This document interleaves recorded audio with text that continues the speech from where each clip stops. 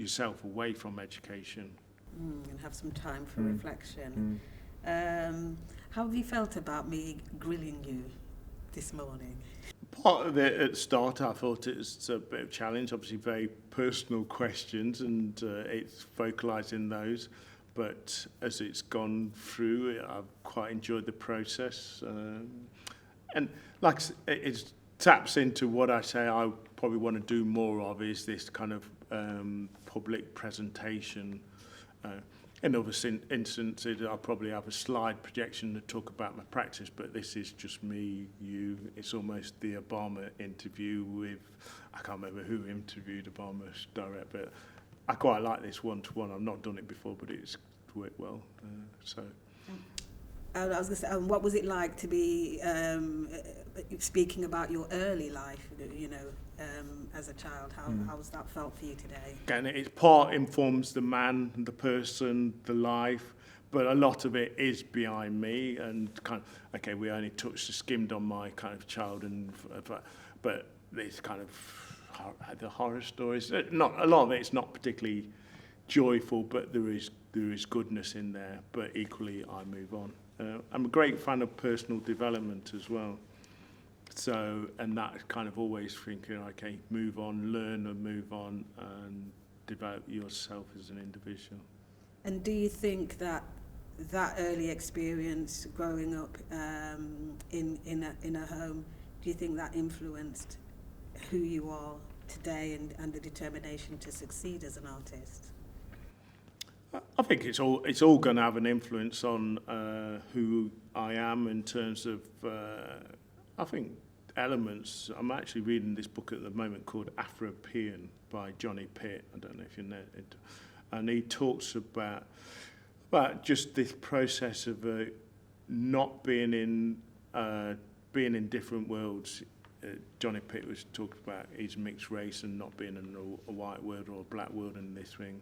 I was brought up with white foster parents, so then there's this kind of world I belong but I don't belong, but equally it informs me, and elements of it comes through my practice, but equally elements come through me as an individual who will probably be on the outside of a range of things going forward, looking in and making observation. Like I say, another example, I was in Palermo, and there's this really mad market, but as a photographer, I just stand back and watch. So a photographer is almost a metaphor for my life. Is sometimes I stand back, watch, see what's going on. There's so much I want to ask you, but I'm conscious of time, and I want to give you the opportunity to say anything that we haven't touched upon, but that you would really like to talk about. Anything that's you think would be interesting to the listeners, anything that we haven't spoken about? I think getting back to some parts of the education and values and understanding who people are and personal development. There's another process I've engaged with, is landmark education. I don't know, do you know about landmark education? Again, it's a kind of personal development process. And I've engaged with that historically. I haven't recently, over recent years, but that helps you to resolve a lot of things, whether that's with family, parenting, kids. You can get a lot of stuff resolved there's almost a process, but I'd encourage people to consider that as a good thing to engage in their life. Like I say, education has latterly been very important to me. So what's your what next? What next for Yeah, Michael Forbes? what next? I think it is still developing work. Practice, as mentioned. Forbes project, I want to move forward. That's been bubbling for a while, but I think then again, how do I move that forward with colleagues and contacts, and colleagues support me to do that.